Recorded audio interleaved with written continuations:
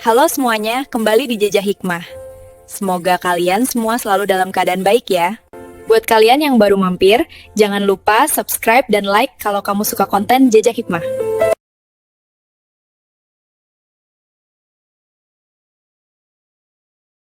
Masa sama keluarga sendiri minta gaji? Kamu kan cuma numpang, harusnya tahu diri dong bantuin gratis. Kata-kata pedas Karani itu masih terngiang jelas, bikin dadaku sesak tiap kali mengingatnya. Siapa sangka, niat baikku membantu bisnis online shop miliknya malah jadi tiket menuju neraka dunia. Aku dipaksa kerja rodi packing barang dari pagi buta sampai malam tanpa dibayar sepeser pun. Sementara dia pamer emas dan tas branded hasil keringatku, aku cuma bisa makan hati dan mie instan. Dia pikir karena aku adiknya suami, dia bisa seenaknya injak-injak harga diriku selamanya. Tapi kesabaran manusia ada batasnya. Dan hari itu aku benar-benar sudah muak jadi budak gratisan. Diam-diam aku mulai menyusun strategi untuk keluar dari rumah neraka itu dan berdiri di kaki sendiri. Gak ada yang nyangka kalau pembantu ini bakal balik sebagai saingan bisnis terberatnya. Sekarang, lihat siapa yang nangis darah pas usahanya bangkrut total, sementara aku sukses besar. Suara krek, bunyi lakban coklat yang ditarik panjang itu, sekarang jadi suara paling horor buat aku. Bahkan lebih nyeremin dari film hantu manapun. Tiap pagi jam 4 subuh, saat orang lain masih selimutan di balik bed cover empuk, aku udah harus duduk bersila di lantai ruang tengah yang dingin, dikelilingi gunungan kardus dan bubble wrap. Tanganku yang dulu halus, sekarang kasar dan penuh baretan tipis kena pinggiran kertas kardus. Kulit jariku sampai kapalan gara-gara tiap hari harus ngepacking ratusan pesanan online shopnya Karani. Mataku rasanya berat banget. Kantung mata udah kayak panda karena tidur cuma 3 jam. Tapi aku nggak berani berhenti. Soalnya, kalau target packing pagi ini nggak kelar sebelum kurir pick up datang jam 10, alamat sarapan pagiku bukan nasi uduk, tapi omelan pedas yang bikin kuping panas seharian. Kak Rani, istri abang kandungku, Mas Tio, adalah definisi bos yang gak napak bumi. Dia bangun jam 9 pagi dengan wajah glowing hasil perawatan jutaan rupiah. Rambutnya yang di-styling bergelombang selalu wangi semerbak. Kontras banget sama aku yang kucel. Cuma pakai kaos oblong belel dan celana training yang karetnya udah longgar. Dia keluar kamar sambil scrolling HP, ngecek mutasi rekening yang isinya puluhan juta per hari. Terus cuma ngelirik aku sekilas kayak ngeliat tumpukan sampah. Nara, itu yang pesanan skincare viral udah dipisah belum? Awas ya kalau ketukar lagi kayak kemarin, bisa hancur reputasi toko gue. Bentaknya tanpa nanya apa aku udah makan atau belum. Padahal, dia tahu aku ngerjain ini sendirian dari subuh buta. Sebenarnya aku nggak keberatan bantu-bantu. Mas Tio yang ajak aku tinggal di sini setelah bapak meninggal. Katanya biar aku nggak sendirian di kampung dan bisa sambil cari kerja di kota. Tapi realitanya, kesempatan cari kerja itu nggak pernah ada karena Kak Rani memblokir semua waktuku. Ngapain sih kerja sama orang? Gaji UMR doang, capek di jalan. Mending bantuin kakak di rumah. Hitung-hitung balas budi udah dikasih tumpangan gratis, makan gratis, listrik gratis. Katanya waktu aku izin mau interview kerja sebulan lalu. Kalimat tahu diri itu jadi senjata pamungkas dia buat bikin aku merasa bersalah dan akhirnya pasrah jadi karyawan tak digaji di bisnisnya yang omsetnya ratusan juta itu. Pernah suatu hari, saking capeknya, aku ketiduran sebentar pas lagi nempel resi. Punggungku rasanya mau patah karena duduk bungkuk berjam-jam tanpa sandaran. Tiba-tiba, plak, sebuah botol plastik kosong melayang kena bahuku. Aku tersentak kaget, jantungku mau copot. Kak Rani berdiri berkacak pinggang, mukanya merah padam, matanya melotot tajam. Enak banget ya tidur-tiduran. Itu orderan membludak karena promo tanggal kembar, malah nyantai.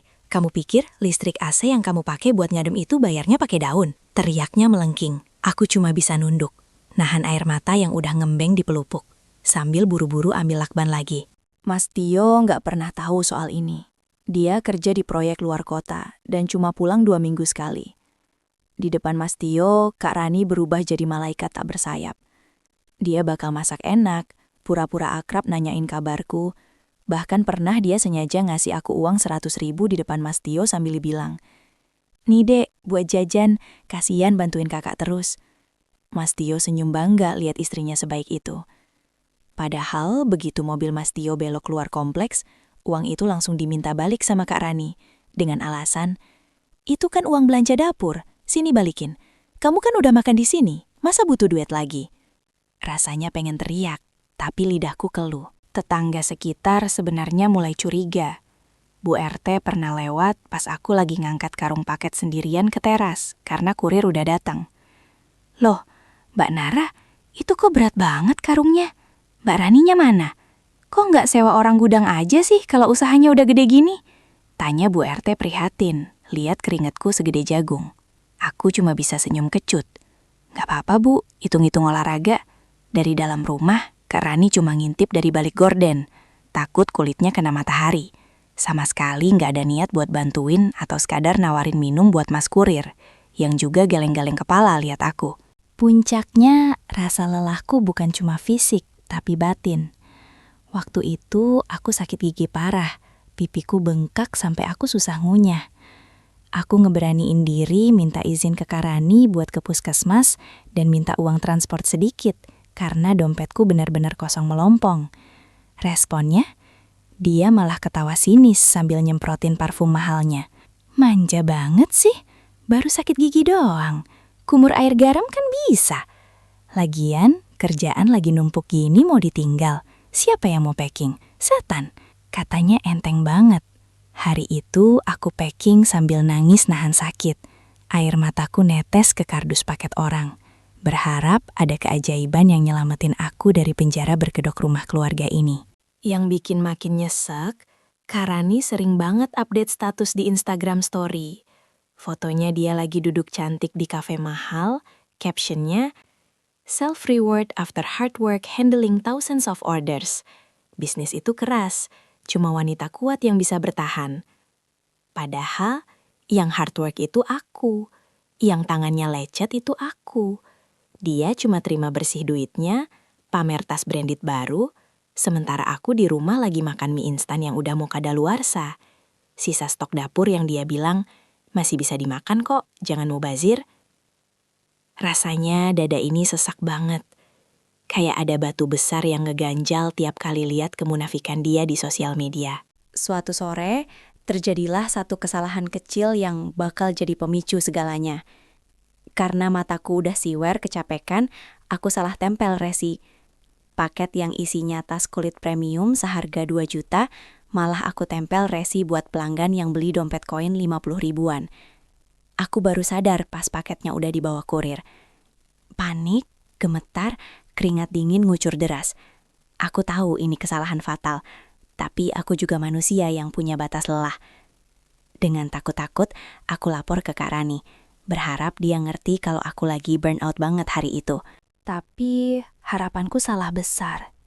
Kak Rani ngamuk kesetanan. Dia lempar gelas plastik yang ada di meja ke arahku. Untung meleset dan kena tembok. "Dasar otak udang, ngerjain ginian doang gak becus. Itu tas harganya 2 juta, Nara. 2 juta! Teriakannya bikin seisi rumah bergetar. Dia maju selangkah, nunjuk-nunjuk mukaku dengan kuku nail artnya yang tajam. "Gue gak mau tahu, lo harus ganti rugi. Mulai besok, jatah makan lo gue stop sampai utang 2 juta itu lunas. Kalau perlu, lo puasa gantiin duit gue."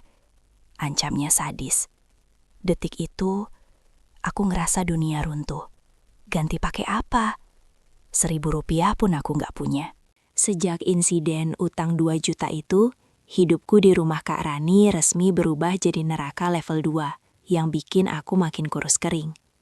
Pintu kulkas sekarang digembok pakai rantai sepeda yang dililit kencang ke gagang pintu. Kuncinya cuma dia yang pegang dan dikalungin kemana-mana kayak jimat. Biar lo gak nyomot makanan seenaknya, itu semua modal gue. Telur mahal, daging mahal. Katanya waktu aku natap Nana rantai besi itu dengan perut yang perih melilit. Padahal isinya paling cuma sisa sayur kemarin, frozen food curah, sama skincare mahalnya yang wajib taruh kulkas.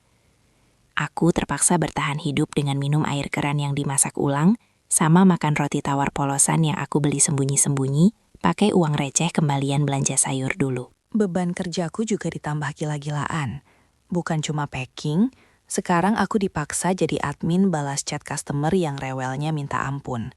HP admin dikasih ke aku dengan target balesin ratusan chat per jam.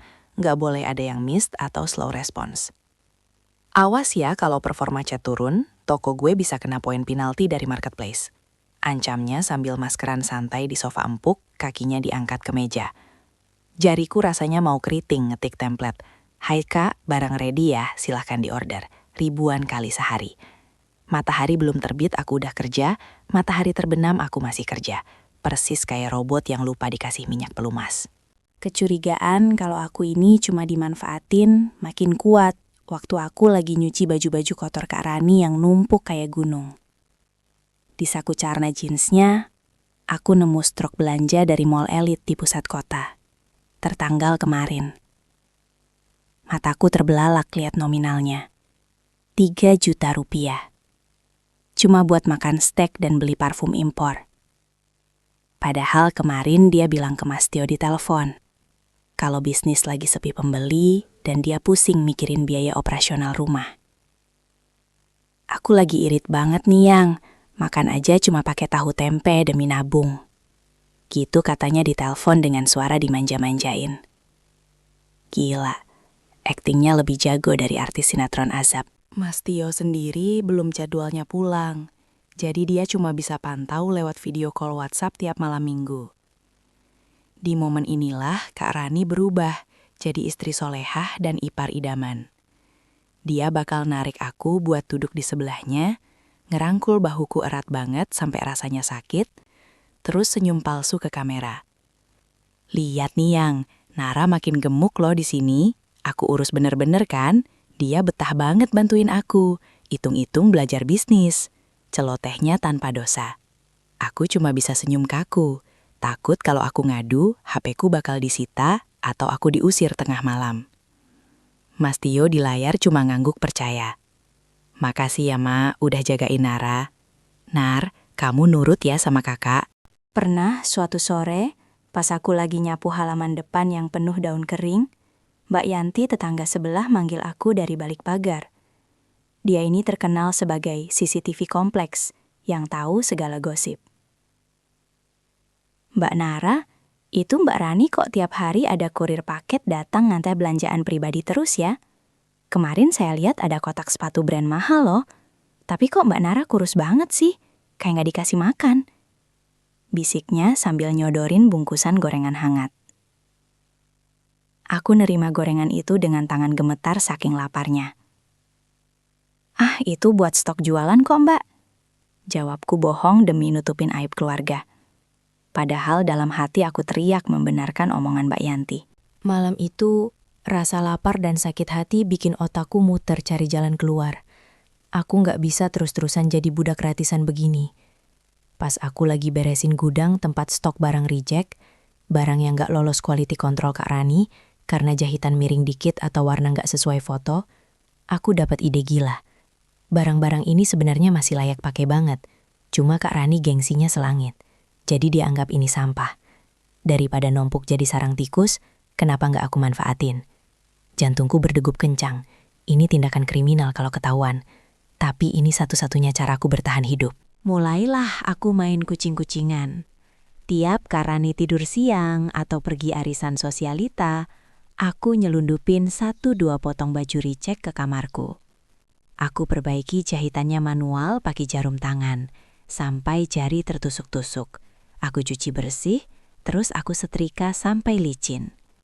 Bermodal HP jadulku yang kameranya buram, aku foto baju-baju itu di lantai teras yang pencahayaannya lumayan, pakai alas kain spray putih polos.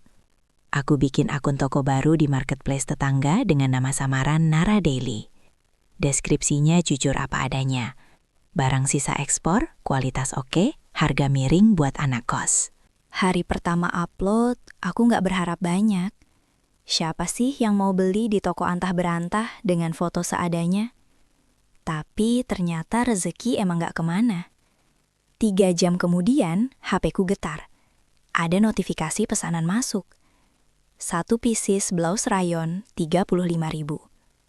Rasanya mau nangis sujud syukur. 35.000 rupiah pertamaku. Itu setara harga diri yang selama ini diinjak-injak Larani. Dengan semangat 45, aku packing baju itu pakai plastik bekas yang aku bersihin. Terus aku titipin ke mas kurir langganan pas dia pick up paket Kak Rani. Sambil pesen, "Mas, ini rahasia ya, jangan bilang kakak." Tapi main api pasti ada asapnya. Suatu malam, Kak Rani tiba-tiba masuk ke area gudang packing sambil berkacak pinggang. Mukanya masam banget kayak cuka. Dia ngeliatin tumpukan lakban coklat di meja. "Nara, kok stok lakban gue cepet banget habisnya sih? Perasaan baru beli 1 dus minggu lalu. Lo makan ya lakbannya?" Tuduhnya kasar. Jantungku rasanya berhenti berdetak. Aku emang pakai lakban dia sedikit buat packing orderan Nara Daily. Tapi aku nggak nyangka dia bakal sedetil itu merhatiin barang murah kayak lakban. "Itu orderan kan lagi membludak Kak pas tanggal kembar kemarin, jadi pakainya boros." Jawabku ngeles sambil nunduk, berusaha nyembunyiin kegugupan. Kak Rani mendengus, matanya nyipit curiga. Terus dia jalan mendekat ke arahku. "Awas ya kalau lo macem-macem atau nyuri barang gue. Sekali gue nemu bukti, gue laporin polisi, biar lo busuk di penjara." Ancamnya tepat di depan mukaku. Bau parfum mahalnya nyengat banget, bikin mual. Dia nggak tahu, di bawah tumpukan kardus yang aku dudukin sekarang, ada 5 paket siap kirim punya Nara Daily yang aku sembunyiin setengah mati.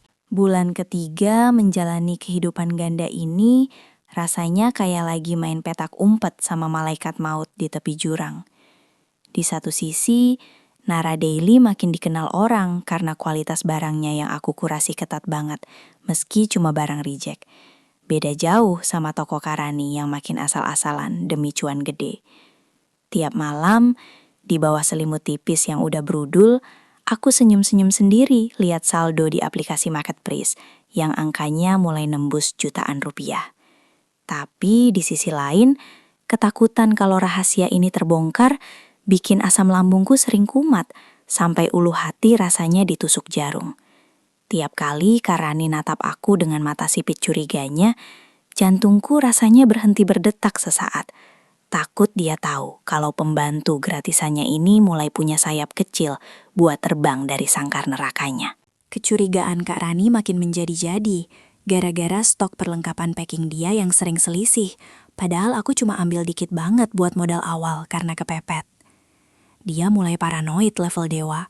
Tiap hari ngitungin jumlah lakban, plastik polymailer, sampai stiker fragile satu persatu kayak orang kurang kerjaan.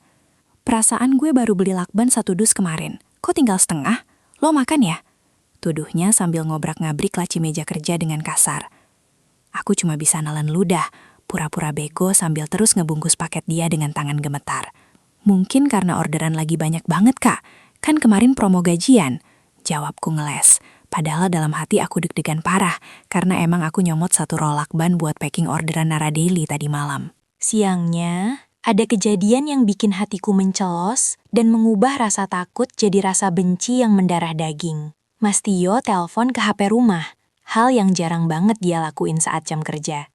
Kebetulan Kak Rani lagi di kamar mandi luluran, jadi aku yang angkat dengan ragu-ragu.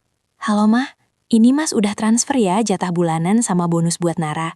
Tolong kasihin ke dia ya. Kasian dia pasti butuh pegangan buat beli keperluan cewek." Suara Mas Tio terdengar jelas dan hangat di telingaku.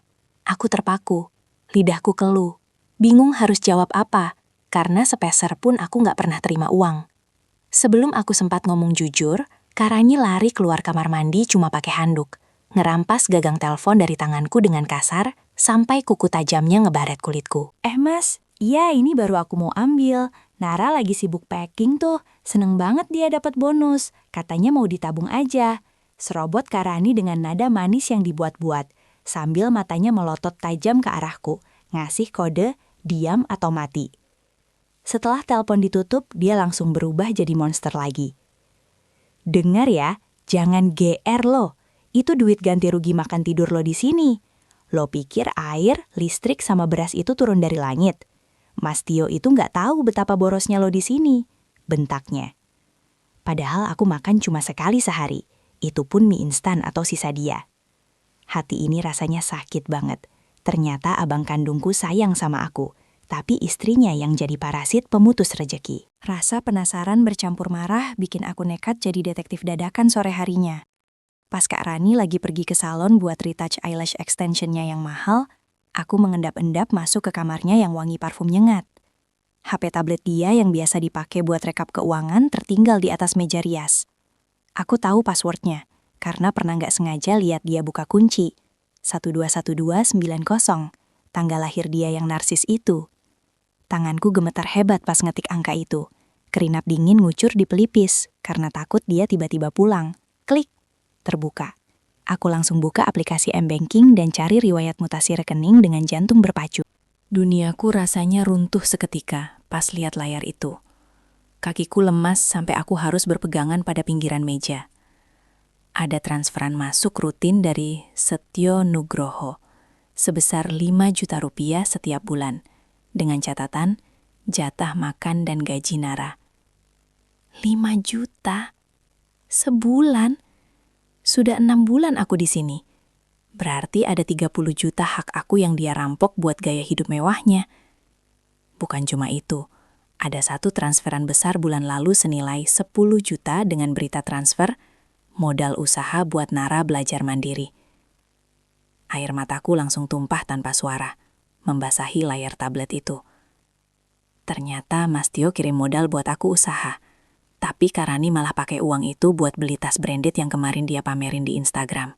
Belum cukup rasa sakit itu, notifikasi WhatsApp masuk di tablet itu. Ting! Dari grup bernama Sosialita Hits. Isinya foto Kak Rani lagi selfie pamer cincin emas baru dengan caption dari salah satu temennya. Wih, cincin baru lagi Jeng Rani. Laki lu makin kaya ya? Kak Rani balas di grup itu. Iya dong Jeng, lagian adik ipar gue itu bego banget. Dikasih makan sisa aja udah girang. Duit jatah dia lumayan buat nambah koleksi perhiasan gue. Biarin aja dia jadi babu seumur hidup. Lumayan hemat gaji karyawan 3 juta sebulan. Sisanya masuk kantong gue. Membaca chat itu, dadaku sesak banget sampai susah napas. Dia bukan cuma pelit, dia jahat. Dia ngetawain penderitaanku dan manfaatin kepolosanku sebagai bahan lelucon sama teman-temannya. Tiba-tiba, suara mobil Kak Rani terdengar masuk garasi. Suaranya menderu bikin nyaliku ciut. Mati aku. Aku panik setengah mati. Buru-buru aku hapus jejak sidik jari di layar tablet pakai ujung baju. Taruh balik ke posisi semula yang miring sedikit ke kiri. Terus aku lari keluar kamar.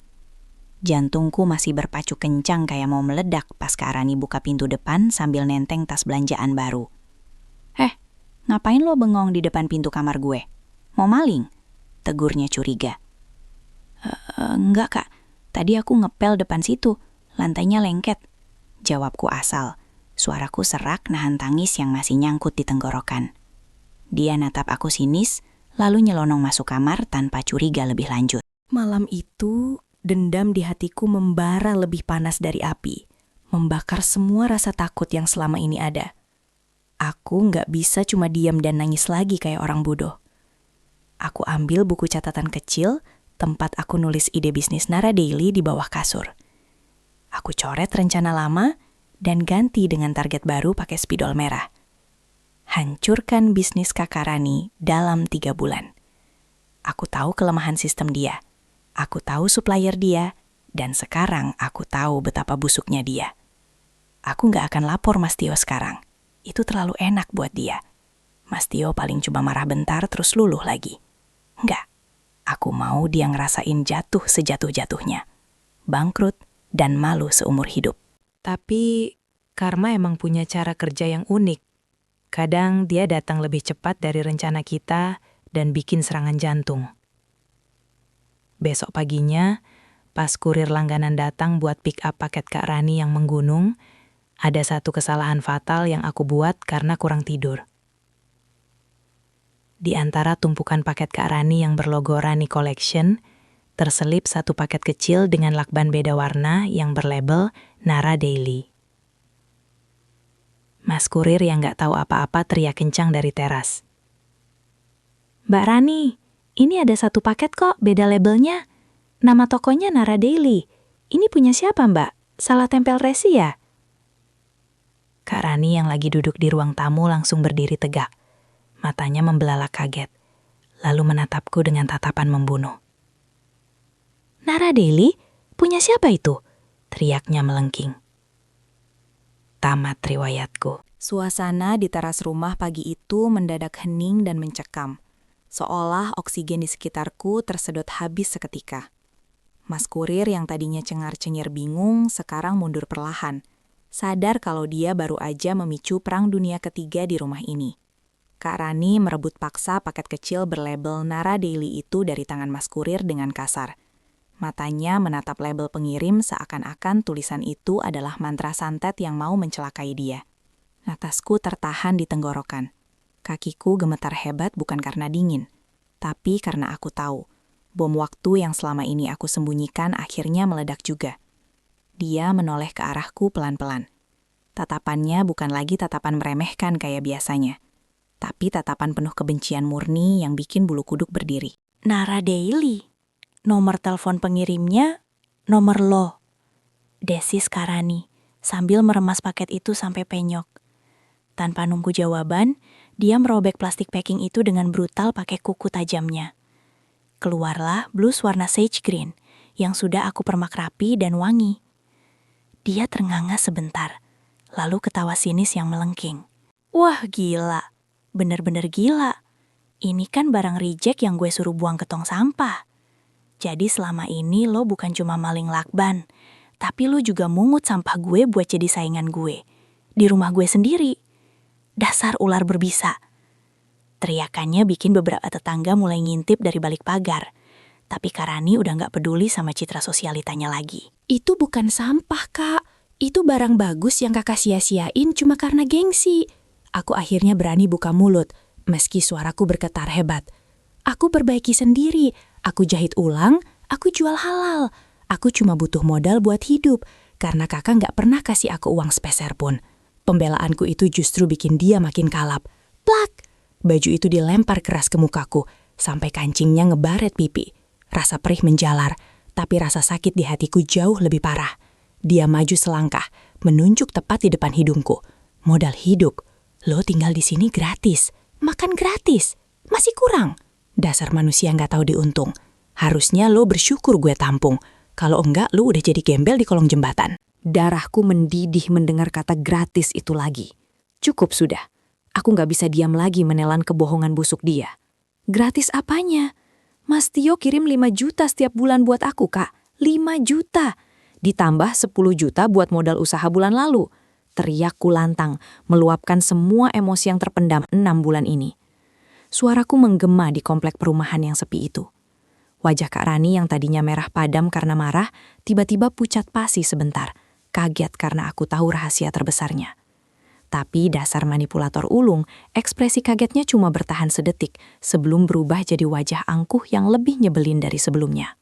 "Oh, jadi lo udah lancang buka-buka HP gue. Dasar maling." Dia malah membalikan fakta dengan entengnya. "Dengar ya bocah ingusan. Duit 5 juta itu biaya sewa kamar, biaya listrik AC yang lo pake, biaya air yang lo buat mandi, sama biaya makan lo yang rakus itu. Lo pikir hotel gratis? 10 juta itu ganti rugi kerugian mental gue ngadepin ipar bego kayak lo. Itu hak gue sebagai nyonya rumah. Lo gak punya hak apa-apa atas duit suami gue." Logika sesatnya bener-bener bikin aku mual.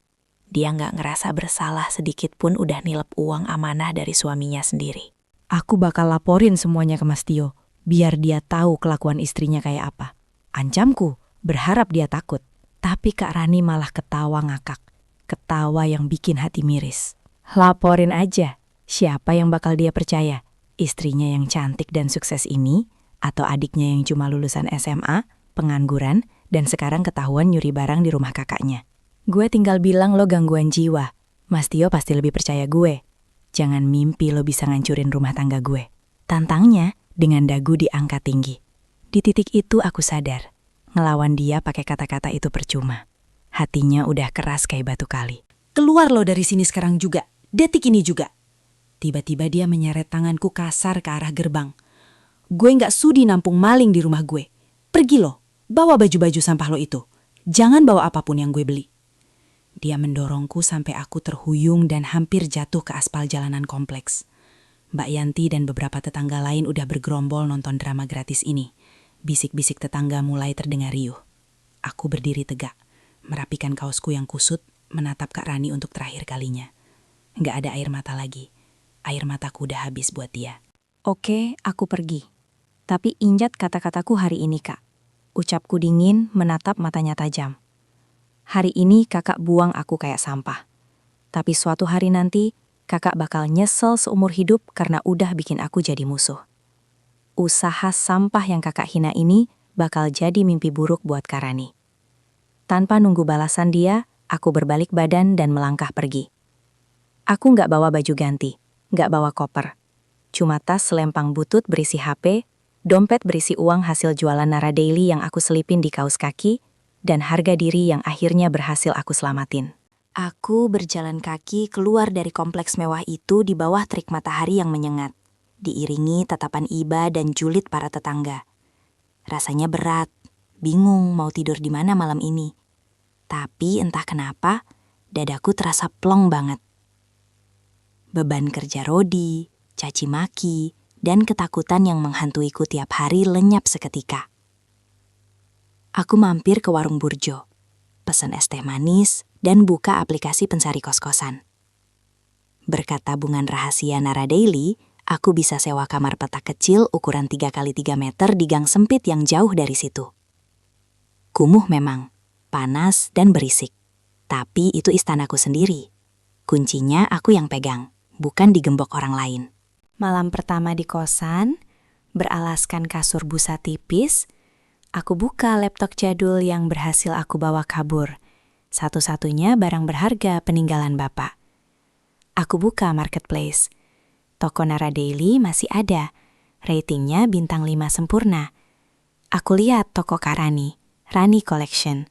Ratingnya mulai turun jadi 4.7 karena banyak komplain yang gak tertangani sejak aku pergi. Senyum tipis terukir di bibirku. Ini baru permulaan. Aku tahu supplier mana yang dia utangin. Aku tahu dia markup harga gila-gilaan.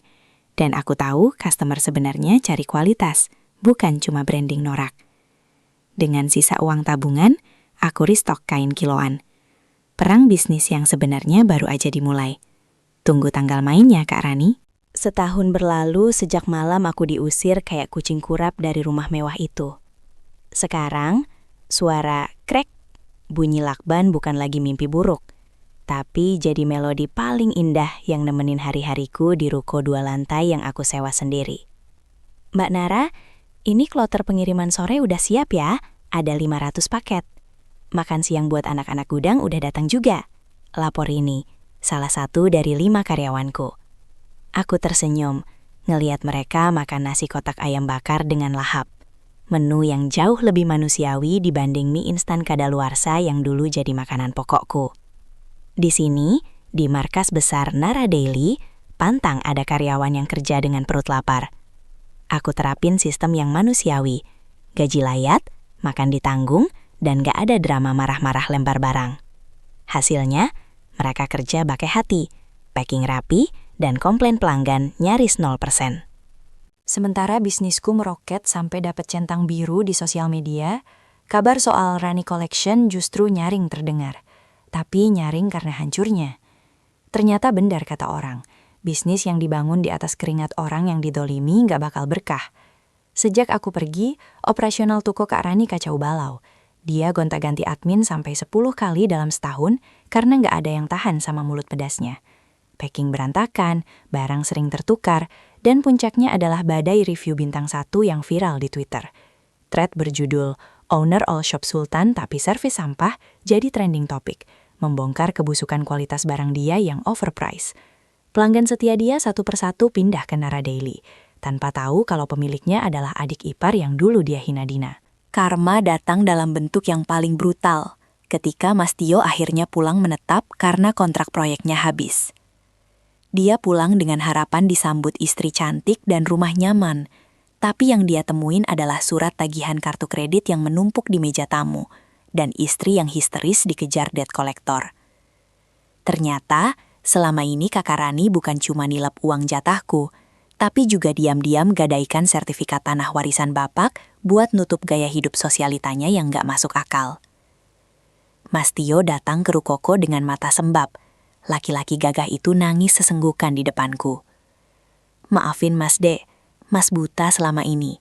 Mas gak tahu kamu menderita sendirian, katanya sambil meluk aku erat. Aku cuma bisa nepuk punggungnya pelan. Rasa marah itu udah hilang. Ganti rasa kasihan lihat kakakku yang hancur dikhianati orang yang dia percaya. Puncak drama ini terjadi di sebuah acara bazar fashion terbesar di kota, di mana Nara Daily diundang sebagai star tenant. Standku rame banget, antrean pembeli mengular sampai gang sebelah. Aku berdiri di sana, pakai blazer rapi dan make up flawless, melayani pelanggan dengan senyum tulus. Di tengah keriuhan itu, mataku menangkap sosok wanita yang berdiri kaku di pojok lorong. Itu Kak Rani. Tapi dia bukan Kak Rani yang dulu. Rambutnya lepek gak di-styling, badannya kurus kering tapi perutnya buncit gak sehat. Dan dia pakai baju branded lama yang warnanya udah pudar. Mungkin satu-satunya baju bagus yang tersisa setelah barang-barangnya disita. Tatapannya kosong menatap logo besar Nara Daily di atas kepalaku. Seolah otaknya lagi memproses kenyataan pahit yang ada di depan mata. Dia nekat menerobos antrian, bikin beberapa pelanggan ngomel. Pas dia sampai di depan meja kasir tempat aku berdiri, bau apek mengular dari badannya. Kontras banget sama bau parfum mahal yang dulu jadi ciri khasnya. Nara, panggilnya lirih, suaranya serak. Ini punya lo. Nara Daily itu loh, tanyanya nggak percaya. Tangannya gemetar mau nyentuh dagangan di meja, tapi aku mundur selangkah. Iya kak, ini usaha sampah yang dulu kakak buang. Gimana, bagus kan? Omzetnya bulan ini tembus 500.000 loh, jawabku tenang, tanpa nada sombong. Tapi cukup buat nampar egonya sampai ke ulu hati. Bukannya malu, tabiat aslinya malah keluar lagi. Dia tiba-tiba ngegebrak meja, bikin semua orang kaget. Lo harus bagi hasil sama gue. Lo curi ide bisnis gue. Lo pakai koneksi supplier gue. Mas Tio sekarang gugat cerai gue dan usir gue. Lo harus tanggung jawab. Gue ini kakak ipar lo. Teriaknya histeris. Air matanya luntur, bikin maskaranya belepotan kayak badut horor. Pelanggan-pelanggan setiaku langsung pasang badan. Ibu ngapain ngamuk-ngamuk? Ini owner kita baik banget ya, jangan ngaku-ngaku. Satpam bazar langsung sigap datang, nyeret Kak Rani yang meronta-ronta kayak orang kesurupan. Nara, jangan tega loh. Gue lapar, Nar. Gue belum makan enak. Teriakannya makin menjauh, jadi tontonan ratusan orang yang merekam pakai HP. Viral jalur karma. Setelah kejadian itu, hidup Kak Rani benar-benar terjun bebas. Mas Tio resmi menceraikan dia dan menuntut ganti rugi atas aset yang digelapkan. Karena nggak sanggup bayar, Kak Rani terancam hukuman penjara. Kabar terakhir yang aku dengar dari tetangga lama, dia sekarang tinggal di kontrakan petak sempit di pinggiran kota. Kerja serabutan, jadi tukang cuci gosok. Pekerjaan yang dulu dia rendahkan saat nyuruh aku ngerjain itu semua gratisan. Dia yang dulu jijik lihat aku keringetan ngangkat kardus, sekarang harus ngerasain sendiri betapa beratnya cari duit halal pakai otot. Roda kehidupan benar-benar berputar 180 derajat, dan dia yang muter rodanya sendiri pakai kesombongan. Sementara itu, hubunganku sama Mas Tio membaik, meskipun butuh waktu buat nyembuhin luka batin. Dia sekarang sering bantu di gudang Nara Daily kalau lagi libur kerja. Nyoba nebus rasa bersalahnya dengan jadi kakak yang suportif. Aku juga udah bisa beli rumah sendiri secara cash. Rumah yang nyaman dengan dapur luas yang kuncinya aku pegang sendiri. Kulkas penuh makanan yang gak pernah digembok. Tiap kali buka kulkas dan lihat isinya melimpah, aku selalu bersyukur dan ingat masa-masa kelaparan itu sebagai pengingat, biar aku gak pernah jadi orang pelit kayak Kak Rani. Nara Daily bukan cuma sekadar bisnis buat aku, tapi simbol kebangkitan. Dari seorang adik ipar yang dianggap parasit dan babu, jadi pengusaha wanita yang mandiri. Aku buktiin kalau dendam terbaik itu bukan membalas dengan kejahatan, tapi membalas dengan kesuksesan, yang bikin orang yang nyakitin kita cuma bisa nonton dari jauh sambil gigit jari. Dulu dia bilang, aku gak bakal bisa hidup tanpa belas kasihan dia. Sekarang dia yang hancur, karena nggak punya belas kasihan sama orang lain. Tuhan itu nggak tidur. Dia dengar doa orang yang didolimi. Dan dia catat setiap tetes air mata yang jatuh. Buat kalian yang lagi diremehin, diinjak-injak, atau dimanfaatin sama orang terdekat, jangan nyerah. Simpen sakit hati itu. Jadiin bahan bakar buat lari lebih kencang. Biarin mereka ketawa sekarang. Karena nanti, giliran kita yang bakal tersenyum puas ngeliat Karma ngelakuin tugasnya dengan sempurna. Tamat.